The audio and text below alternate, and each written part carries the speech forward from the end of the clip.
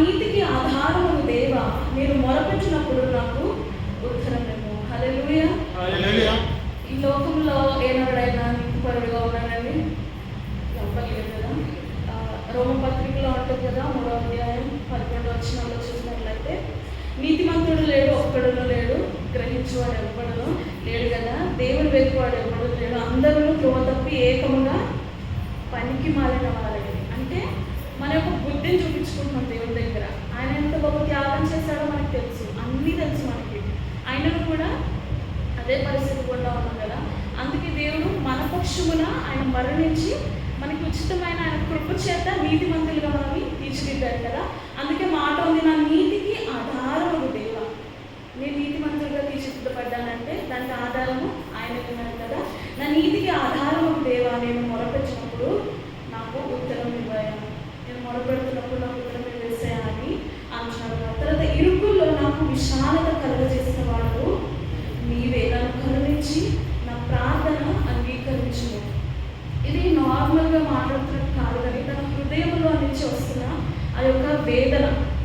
ఏదైతే దేవునికి దూరంగా అయిపోతున్నాడో, ఏదైతే విషయాల్లో విశ్వాసులుగా ఉన్న మనమందరం, ఆ రోజు దావీదు గారు అలా ఉన్నారు, ఈరోజు మనము కూడా పడిపోయే పరిస్థితుల్లో ఉన్నాం కదండి.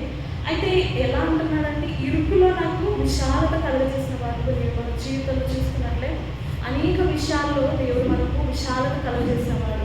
మనకి శ్రమలు రావని కాదు, శోధనలు లేవని కాదు, కానీ అన్ని విషయాల్లో దేవుని యొక్క వాక్యం మనకి ఆదరణ ఇస్తుంది కదా. ఆదరణ ఇచ్చి నెమ్మది కలుగజేస్తుంది. సో అది విశాలత కలుగజేసిన వాడు నీవే, నన్ను కరుణించయ్యా, నా ప్రార్థన అంగీకరించు అని అంటున్నాడు. 2వ వచనం చూసినట్లయితే, నరులారా ఎంతకాలము నా గౌరవము అవమానముగా మార్చదు. ఎంతకాలము నా గౌరవమునకు అవమానము మార్చదు, ఎంతకాలము వ్యర్థమైన దానిని ప్రేమించదు, ఎంతకాలము అబద్ధమైన వాటిని వెలిగేదరు. దేవుడు ఒక విశ్వాసులుగా ఉన్న మనం అందరము స్పిరిచువల్ వార్ఫేర్ అనేది ఇంకా శారీరకంగా కూడా అనేక విధమైన పరిస్థితులు కూడా శ్రమలు కూడా వెళ్తూ ఉంటాం కదా. వెళ్ళినప్పుడు అనేకసార్లు ఏం చేస్తామంటే, మనం దేవుని వైపు చూడడం మానేసి లోకాన్ని వైపు చూస్తాం, మనుషుల వైపు చూస్తాం, అధికారుల వైపు చూస్తాం, ఎవరు మనకి ఆధారంగా ఉంటారో చూస్తాం తప్ప దేవుడిని చూడం. మనకి తెలుసు దేవుడు ఎంత గొప్ప దేవుడు అని తెలుసు. ఆయనను కూడా అన్నిటికంటే ఈ లోకంలో ఉన్న దాని ఎందుకు మనం దృష్టి ఉంచుతాం కదండి. అందుకే అంటున్నాడు కదా, నా గౌరవం ఎంతకాలము అవమానము తీసుకొస్తాం. ఇంత గొప్ప దేవుడు నువ్వు నీ అంత కలిగి ఉన్నావు, నీ ఇంట్లో ఉన్నాడు దేవుడు, నీ ఒంట్లో ఉన్నాడు, దేవుడి యొక్క ఆత్మ నీలో ఉంది, పరిశుద్ధాత్మ దేవుడు నీలో పని చేస్తున్నాడు. ఉదయం కూడా విన్నాం కదా, పరిశుద్ధాత్మ దేవుడు మన అందరికీ గర్తిస్తూ ఉంటాడు, ఇది చేయాలా వద్దా అని. సో ఇప్పటి పరిస్థితులు కూడా ఉన్నప్పటికీ కూడా మనం ఏం చేస్తూ ఉంటాం, లోకరీతిగా చూస్తూ ఉంటాము. ఆయన యొక్క మహిమను మర్చిపోయే వారంగా, ఆయన ఎంత గొప్ప దేవుడు అనే విషయాన్ని మర్చిపోయిన వారంగా ఈ లోకంలో ఉంటాం. అందుకే కదా అంటున్నారు, గౌరవం ఇంకా ఎంత అవమానముగా మారుస్తున్నారు. ఈ లోకంలో మనం దేవుని మందిరంలో ఉన్నప్పుడేమో చాలా పరిశుద్ధంగా ఉన్నట్టు, దేవుని భక్తి చూపిస్తున్నట్టు ఉంటాం. బయటికి వెళ్ళగానే అదే చూపులు, అదే ప్రవర్తన, అదే పనిపాలన బ్రతుకు. అసలు దేవుని వాక్యం ఎంత కఠినంగా ఉంటుంది. ఎందుకంటే మనం సరిదిద్దాలి మాత్రమే ఆయన యొక్క ఆశయం ఉంది, కానీ మనల్ని దూరం చేసుకోవాలనేది ఆయన ఆశ కాదు కదా. మనం దూరం చేసుకోవాలనుకుంటే అసలు మన కొరకు ప్రాణమే ఆయన పెట్టి ఉంటాడు. ఇంతకాలము వ్యర్థమైన వాటిని ప్రేమించేది, ఎంతకాలము అబద్ధమైన వాటిని మనం అనుసరించే వారంగా ఉంచినామని దేవుడు ఆయాసపడుతూ ఈ మాటలు పలుకుతున్నట్టుగా చూస్తాం కదండి. 3వ వచనంలో చూస్తే, యెహోవా తన భక్తులను తనకు ఏర్పరచుకొనుచున్నాడని తెలుసుకుని నేను యెహోవాకు మొరపెట్టగా ఆయన ఆలకించిన. 3వ వచనంలో చూస్తే, యెహోవా తన భక్తులను ఎవరి కొరకు ఏర్పరచుకున్నాడండి? తన కొరకు ఏర్పరచుకున్నాడు కదా. మన శరీరం మీద కూడా మనకి అధికారం లేదు. దేవుని చిత్తానుసారంగా మనం బ్రతకాలని దేవుడు సిద్ధపరిచినాడు అంటున్నాడు కదా. తన భక్తులను తన కోసము ఏర్పరచుకొనుచున్నాడు అని తెలుసుకున్నది. నేను యెహోవాకు మొరపెట్టగా ఆయన ఆలకించుచున్నాడు. నా దేవుడు ఆలకించే దేవుడు కదా. కీర్తనలు 145వ అధ్యాయం 145, 18వ వచనం.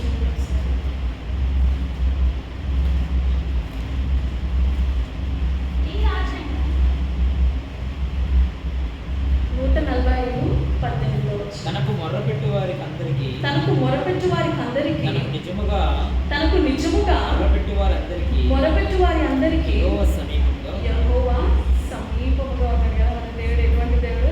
సమీపంగా ఉన్న దేవుడు. మొదటి 3 వచనాలు మనం ఇప్పుడు చూసుకున్నట్లయితే ఎంత దుఃఖముగా ఆ మాటలు పలుకుతున్నట్టుంది కదా. దేవుని యొక్క నామానికి అవమానం తెచ్చే వారంగా, గౌరవాన్ని అవమానం తెచ్చే వారంగా, లోకమైన వ్యర్థమైన వాటి మన ఆలోచన, మన ఆశ ఉంచుకున్నప్పటికీ కూడా మనం మొరపెట్టగా ఏం చేస్తాడంటే దేవుడు సమీపంగా వస్తాడంట కదా. ఎంచినాడు తనకు మొరపెట్టు వారికి అందరికీ, తనకు నిత్యముగా ఎవరైతే మనస్ఫూర్తిగా దేవునికి మొరపెడతారో, దేవా నా బ్రతికి నా జీవితం ఇది ఇలా ఉన్నాను అని దేవుడి దగ్గరికి ఎలా ఉంటే అలానే దేవుడి దగ్గరికి వచ్చి అడిగినప్పుడు ఆయన సమీపంగా వచ్చేస్తాడంట. నువ్వు ఇంత పాపం చేసావు, నువ్వు ఇంత భ్రష్టుడు అని దేవుడు మనం విడిచిపెట్టాడు, దూరంగా వెళ్ళాడు కదా. మనం పక్కనే సమీపంగా వచ్చేస్తాడంట. మనం చూస్తాం కదా బైబిల్లో తప్పిపోయిన కుమారుడు లోకానుసారంగా చూసి ఆశలతో కోరికలతో బయటకు వెళ్ళిపోయి అన్నీ అయిపోయిన తర్వాత తండ్రి దగ్గరికి వచ్చాడు. ఎలా వచ్చాడు? యాక్సెప్ట్ చేస్తాడా లేదా తండ్రి అనుకుంటూ వచ్చాడు. కానీ తండ్రి ఏం చేశాడు? వెంటనే వెళ్ళి కౌగిలించుకొని మెడమని ముందు పెట్టుకున్నాడు కదా. మన యొక్క తండ్రి యొక్క ప్రేమను మనం అర్థం చేసుకోవాలి. ఉపమానంలోనే ఎంత అర్థం ఉంటే మనం చూసినట్లయితే మన యొక్క తండ్రి యొక్క ప్రేమ మన పట్ల ఇంకే విధంగా ఉంది. ఈరోజు నువ్వు నేను ఏ పరిస్థితుల్లో ఉన్నా, ఏ పాపంలో ఉన్నా, ఏ శ్రమలు గుండా ఉన్నా, కంఫర్టబుల్ జోన్లో ఉండిపోయాను. ఈరోజు ఇది పాపమా అనే ఆలోచన కూడా మనసుకు రావట్లేదు. ఎందుకంటే ఇది చిన్నది అనే ఆలోచనలో ఉన్నాం కదా. చిన్నది పెద్దది అనేది ఏముండదు, ప్రతిదీ పాపం లెక్కలోనే వస్తుంది కదా. సనుగుకున్నా కూడా పాపంలోనే వచ్చింది కదా. సో మన అనుదినం ఏదో విధమైన పరిస్థితులు కూడా పాపం చేసిన వారుగా ఉన్నాం కాబట్టి దేవుని యొక్క మొరపెట్టాలని దేవుడు ఇష్టపడుచున్నాడు. కీర్తనలు 50:15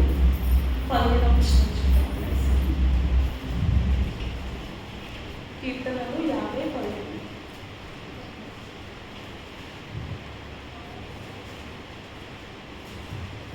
ఆపత్కాలమున నీవు నన్ను గూర్చి మొరపెట్టుము, నేను నిన్ను విడిపించదను, నీవు నన్ను మహిమపరచును. హల్లెలూయా. ఆయనకు మహిమ తీసుకురావడానికి ఆయన మనల్ని విడిపిస్తాడంట. ఆపత్కాలమున నీవు నన్ను గూర్చి మొరపెట్టుము, నేను నిన్ను విడిపించదను, నీవు నన్ను మహిమ పరచదు. ఆయనను మహిమపరచాలని ఆయన ఇష్టపడుచున్నాడు. ఆయన ఘనతకారకుడు కదా. ఆయన ఈ లోకంలో ఎంత గొప్ప దేవుడో మనకు తెలుసు. సర్వ సృష్టిని నోటి మాట చేత సృష్టించాడు, కానీ నిన్ను నన్ను మాత్రం స్వహస్తాలతో చేసుకున్నాడు కదా.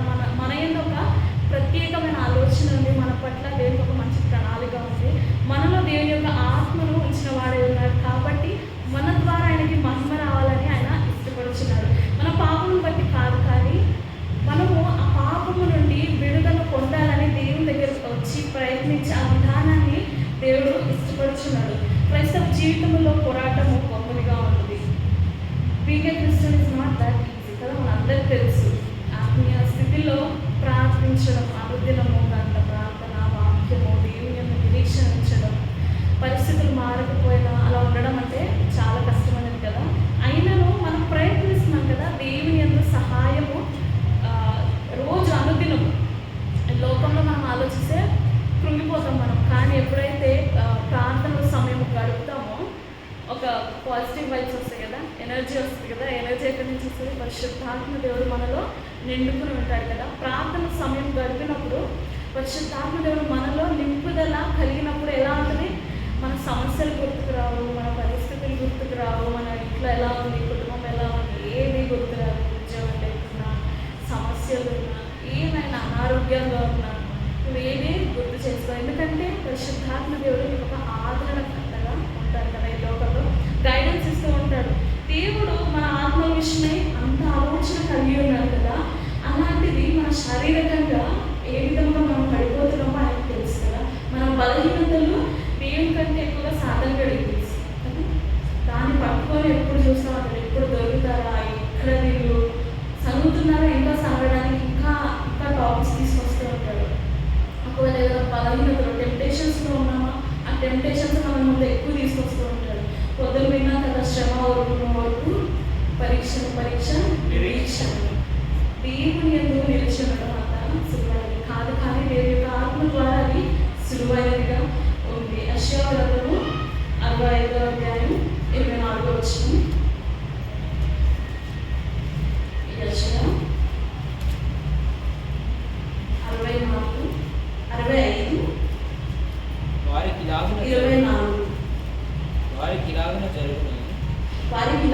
చెవులు వారు వేడుకొనక మునుపు నేను ఉత్తరమిచ్చేదను. వారు మనవి చేయుచుండగా నేను ఆలకించెదను. చూసినట్లయితే వారి వారు చెవులు, ఎందుకంటే వారు వేడుకొనక మునుపు నేను ఉత్తరం ఇచ్చేదను, వారు మనవి చేయుచుండగా నేను ఆలకించదను. యాక్చువల్లీ గాడ్ ఎప్పుడు రెడీ, దేవుడు ఎప్పుడు సిద్ధంగా ఉంటాడు. మనం ఎంత పాపం చేసినా, ఎంత దౌర్భాగ్యమైన పరిస్థితుల్లో మనం వెళ్ళినా, దేవుని విడిచిపెట్టి ఎన్ని సంవత్సరాలైనా ఏమైనా సరే ఆయన ఎప్పుడు సిద్ధంగా ఉంటాడంట. ఎలా ఉంటాడంటే ఉత్తరం ఇవ్వడానికి సిద్ధంగా ఉంటాడు. వారు వేడు కొనక మునుపే నేను ఉత్తరం ఇచ్చేదను, వారు మనవి చేయించుండగా నేను ఆలోచించను. మన దేవుని బట్టి ఆయన యొక్క ఉండే ఏమంటారు, ఆయన యొక్క ఆలోచనలు కావచ్చు, ఆయన కలిగి ఉన్న ఆ వాటిని అన్నిటిని జ్ఞాపకం చేసుకుంటే మెస్మరైజ్ అవుతాడు. రైటర్ ఎవరైనా దేవుడు క్షమించే దేవుడు, ఎంత పాపం చేసినా సరే క్షమిస్తాడు. లోకం అయితే మనం యాక్సెప్ట్ చేయలేదు. నేను దొంగనైతే యాక్సెప్ట్ చేస్తున్నాను. ఒక వ్యభిచారైతే ఇప్పుడు 2 రోజులకి వస్తాను బయటకు వెళ్ళిపోతాను. దేవుడు అంటాడు, ఎంత పెద్ద పాపం చేసినా చిన్న పాపం చేసినా దేవుడు క్షమించే దేవుడు కదా. మనం కలిగిన దేవుడు, దయగల దేవుడు, క్షమించే దేవుడు. కీర్తనలు 55వ అధ్యాయం 16వ వచనం, అయితే నేను దేవునికి మొరపెట్టుకున్నాను, యెహోవా నన్ను రక్షించును. హల్లెలూయా. నేను మొరపెట్టుకుని ఆయన రక్షిస్తాడు. నీ పరిస్థితులను చూసి, నీ పాపములను చూసి ఆయన అయిపోయేవాడు కాదు కదా, మనల్ని రక్షించేవాడిగా ఆయన ఉంటాడు. మొదటి 3 వచనాలు చూసాం కదండి. ఇది ఆత్మీయానుసారంగా విశ్వాసమైన మనము ఈ లోకంలో పోరాడుతున్న పోరాటమే. అది శ్రమ అవ్వచ్చు, శోధన అవ్వచ్చు, ఏ బలహీనత అయినా సాతాను మనం చేస్తున్నా ఈ పనిని మనలో ఉన్న ఆత్మ దేవుడు కేక వేస్తూ ఈ 3 వచనాలు పలికినట్టుగా చూస్తాం. 4-5 వచనాలు చూస్తే సరిదిద్దుబాటు. 4వ వచనం చదువు. భయము నుండి పాపము చేయకుడి, మీరు పడకల మీద నుండగా మీ హృదయములో ధ్యానం చేసుకొని ఊరుకొనుడి. చాలండి. భయము నుండి పాపము చేయకుడి. క్రైస్తవులుగా మనందరికీ భక్తి అయితే చాలా ఉంది. పాటలు అయితే చాలా మంది పాడగలుగుతారు, వాక్యం ఆనందమైన చెప్పగలుగుతారు, ప్రార్థనలు చేయగలుగుతారు. కానీ దేవుని యొక్క భయం అనేది చాలా ప్రాముఖ్యం. నీకు ఎంత భక్తి ఉండి నువ్వు ఎన్ని స్థితులు చెల్లించిన నీలో దేవుని యొక్క భయం లేదనుకో, ఇక నిత్యము పాపానికి వారసుడుగానే ఉంటాను. ఎందుకంటే దేవుని యొక్క భయం నీలో ఉన్నట్లయితే పాపం చేయడానికి వరకు వస్తుంది కదా. దేవుని మందిరం ఇది పరిశుద్ధ స్థలము, దేవుడు ఇక్కడ ఉంటాడు అని భయంతోనే మన ప్రవర్తన, మన చూపు అన్నీ కరెక్ట్ చేసుకుంటూ ఉంటాము. బయటికి వెళ్ళగానే ఎందుకు అదే ప్రవర్తన మారదు, అదే చూపులు ఉంటాయి, మళ్ళీ బ్యాక్ టు స్టేట్, మళ్ళీ అదే స్థితికి వస్తుంది. ఎందుకంటే దేవుడు ఇక్కడే ఉన్నాడు, మన పక్కన లేడు, మనం చూడట్లేదు. ఇవేమి భయమే లేదు మనకి. యాక్చువల్గా భయం ఉన్నట్లయితే దేవుడు నేను చూస్తున్నాడు, అనుదినం నేను ఒక వాక్యం సెలవిస్తుంది కదా, ఆయన అనుదినం మనల్ని పరీక్షిస్తున్నాం. పడకలు ఎందుకు కూడా ఆయన పరీక్షిస్తున్న వాడుగా ఉన్నాడు. కానీ మనకు అటువంటి భయం లేదు. మనం ఏం చేస్తున్నామో కాన్షియస్గానే లేదు కదా, ఎందుకంటే దేవుడు ఉన్నాడు, నన్ను చూస్తున్నాడు అనే ఆలోచనలోనే లేదు. కాబట్టి దేవుని యందు భయము లేదు. అందుకే దేవుని యొక్క వాక్యం సెలవిస్తుంది కదా, భయము నుండి పాపము చేయదు. భయం కలిగి ఉన్నామనుకో పాపము చేయడు. భయపడతాడు. దేవుడు నన్ను చూస్తున్నాను, నేను ఇలా మాట్లాడకూడదు, ఇలా ప్రవర్తించకూడదు, ఇలా నా చూపు ఉండకూడదు, ఇలా నా నడక ఉండకూడదు, ఈ విధమైన పరిస్థితి కూడా నేను వెళ్ళకూడదు, ఇది నా జీవితంలో ఉండకూడదు అని మనం దూరంగా ఉంటాము. ఒకవేళ భయం లేనట్లయితే అసలు పట్టించుకో. కేవలం దేవుని మందిరంకి వచ్చినప్పుడే అదొక భయం ఉంటుందేమో, కానీ అది దేవుడికి అవసరం లేదు. నేను నా జీవితంలో భక్తి ఎంత ఉన్నా భయం లేదంటే ఆ భక్తి ఎప్పటికీ కూడా ఉపయోగకరంగా ఉంటుంది. దేవుని యందు భయం కలిగి ఉంటేనే పాపం మనం జయించగలుగుతాం. ఎందుకంటే 99% వరకు దేవుని యందు భయం లేకనే దినము మరలా పాపంలో పడిపోవడానికి దారితీస్తుంది. అనేక మంది అంటారు అన్నీ ఓవర్కమ్ చేయాలంటే అవ్వట్లేదు. ఎందుకు ప్రార్థన చేస్తావు, దేవుని యొక్క నుంచి ఆత్మ పొందుకుంటావు, శక్తి వచ్చింది, అప్పుడు ఉండే ఆ సమయంలో నీకు ఉంటుంది కదా, అయ్యో అవును నేను ఏదైనా సాధిస్తాననే ఒక స్ట్రెంత్ ఫీలింగ్ వస్తుంది. మళ్ళీ మరలా ఎందుకు పాపంలో పడిపోతానంటే ఇలా ప్రార్థన లేదు, వాక్యం లేదు, దేవుని లేదు, భయం లేదు. కాబట్టి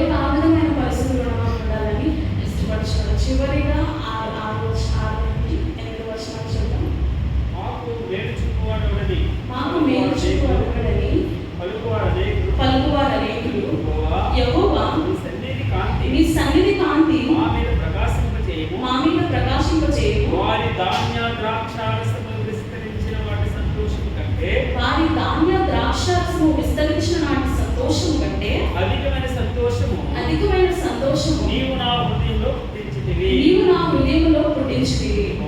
యెహోవా నెమ్మదితో పట్టుకొని నీవు నా హృదయములను సంతోషంగా పుట్టించావు. అధికమైన సంతోషము నీవు నా హృదయంలో అధికమైన సంతోషము నీవు నా హృదయంలో పుట్టించితివి. యెహోవా నెమ్మదితో పట్టుకొని నిద్రపోవదును. నేను ఒంటరిగా నుండినను. నీవే నన్ను సురక్షితముగా నివసింపజేయుదు. హల్లెలూయా.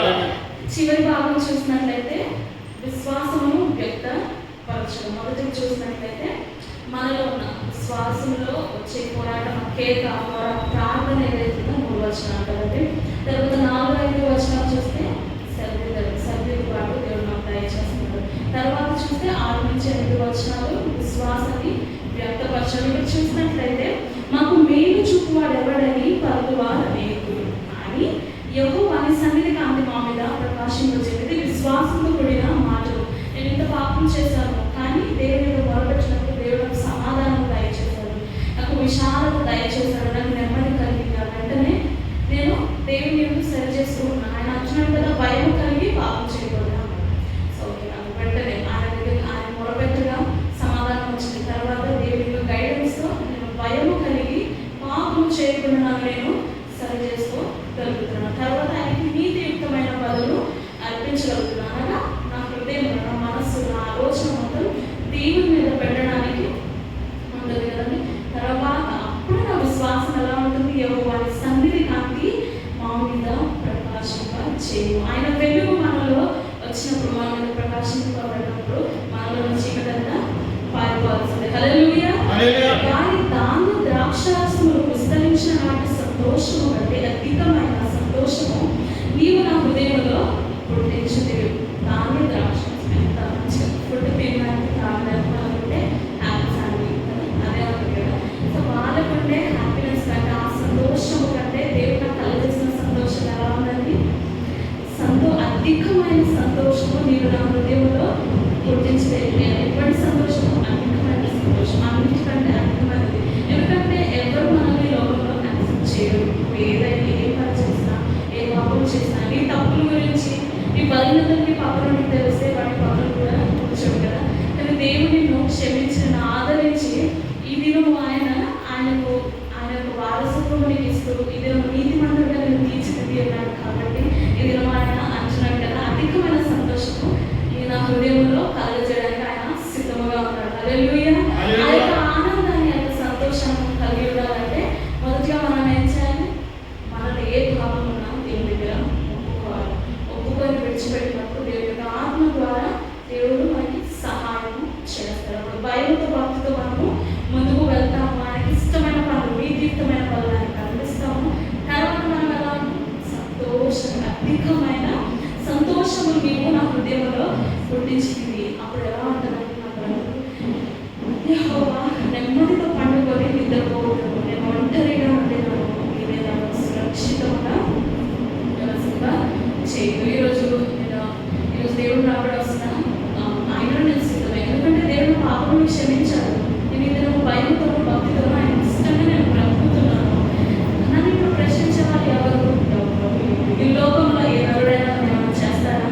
ఏమి చేయలేదు. ఎందుకంటే దేవుడు నాకు రక్షణగా ఉన్నాడు కదా, అంటున్నాడు కదా. ఎవరైనా భయభక్తులు కలిగి ఉన్నప్పుడు వాడు ఎలా ఉంటాడంటే పూర్తిగా ఏ అపాయం వచ్చినా వాడు పట్టించుకోడు, వస్తుందని కూడా ఆలోచనలో వాడు ఉన్నాడు కదా. ఈ మనుషులకి భయపడడు.